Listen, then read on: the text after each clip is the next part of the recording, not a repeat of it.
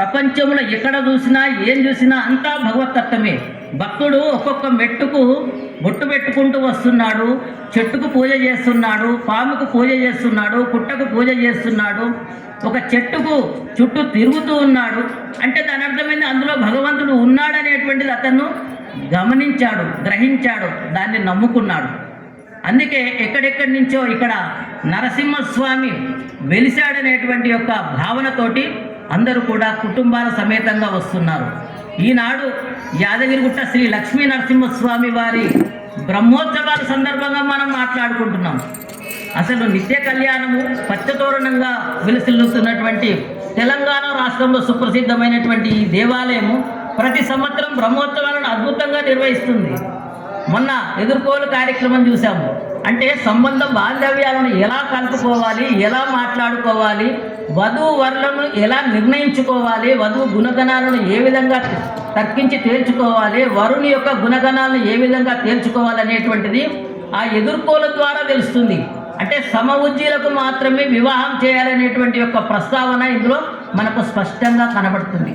అదేవిధంగా నిన్న జరిగినటువంటి కళ్యాణ మహోత్సవం, స్వామివారు నిత్య కళ్యాణము పచ్చతోరణంగా ఉంటుంది. ఇక్కడ దేవాలయాలన్నీ కూడా నరసింహస్వామి కేవలం ఇక్కడే కాదు, భారతదేశం అంతటా కూడా అనేక ప్రాంతాల్లో వెలిశాడంటే అంతటా ఉన్నాడు, భక్తులకు కనిపించాడు. అలాంటి నరసింహస్వామికి నిన్న కళ్యాణం జరిగింది.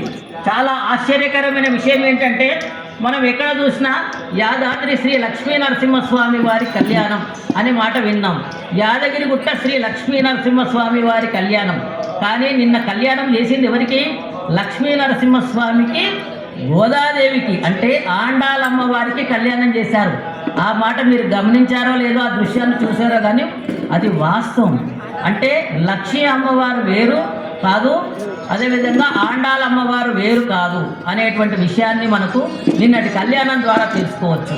అంటే ఆత్మ పరమాత్మల కలయికే సీతారాముల కళ్యాణం, శివపార్వతుల కళ్యాణం, లక్ష్మీ నరసింహస్వాముల వారి కళ్యాణం. అంటే లోక కళ్యాణం కొరకే ఈ కళ్యాణం జరిగింది. అంటే ఇక్కడ గోదా అమ్మవారు వేరు కాదు, ఆండాలమ్మ వేరు కాదు, లక్ష్మీ అమ్మవారు వేరు కాదు. అందుకే ప్రత్యేకంగా ఈ దేవాలయంలో ముందు మనము ఈశాన్య ద్వారం నుంచి మనం లోపలికి ప్రవేశిస్తాము. ముందు ఆ ద్వారం దగ్గర నమస్కారం చేసి, ఎందుకంటే కడపకు కూడా విలువ ఉంది, నరసింహస్వామికి కడపకు ఒక విలువ ఉంది కాబట్టి అక్కడి నుంచి మనం నమస్కారం చేసి లోపలికి ప్రవేశించిన తర్వాత కుడివైపు మనకు క్షేత్రపాలకుడైనటువంటి ఆంజనేయ స్వామిని దర్శించుకుంటాము. అదే శిలకు విలిసినటువంటి గండపేరున్న నరసింహస్వామిని దర్శించుకుంటాం మనం. ఆ తర్వాత లోపలికి వెళ్ళేసి లక్ష్మీ నరసింహస్వామి వారిని గుహలో దర్శించుకుంటాం. ఆ తర్వాత బయటికి వెళ్ళిన తర్వాత ఆండాల్ అమ్మవారిని దర్శించుకుంటాము. ఎందుకంటే ఆండాల్ అమ్మవారు 30 రోజుల పాటు స్వామివారి గురించి తీవ్రమైన తపస్సు చేసింది.